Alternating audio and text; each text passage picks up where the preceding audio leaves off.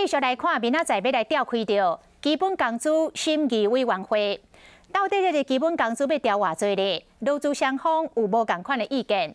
目前的基本工资是24000块，时薪是160块。劳工是希望讲至少调10%，不过工业总会讲，莫讲调10%，只要调5%，恐惊就会增加着通货膨胀的压力。劳动部长柯明春是讲，目前双方拢共识，至少会调3%。伊讲伊对明仔载的结果是乐观来看待。也毋过劳工团体早起一透早，就到商业总会门口，要求资方出来辩论，希望这个时薪为160调到176块。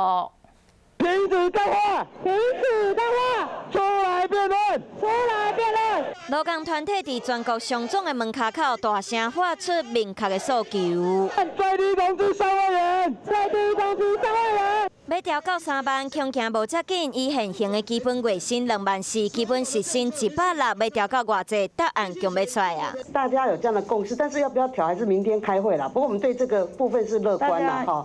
明仔透早基本工资审议委员会会找劳资双方做会做出决议。不过即马要调偌济，各方意见拢无同。依厝个中储估算，今年经济成长率高达5.88%，甚至阁传出有可能有6%。不过各界意见拢无同。工作嘛跳出来讲，若调到5%，恐惊会加重通货膨胀，甚至有资方希望过一阵啊才调整。劳团希望至少调到8%，甚至10%，互基本工资会使超过26000，时薪来到176。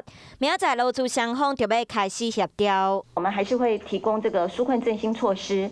那为了协助商业服务业度过疫情，针对营业额衰退50%以上的商业服务业，给予营运的这个补贴，实际上是在一起的，应该是要在一起的。你提到很高的时候，当资方也负担不起的时候，劳工的确可能会看得到吃不到。安怎调整要让劳工满意，嘛莫让业者阁受到冲击？答案就叫要出来啊！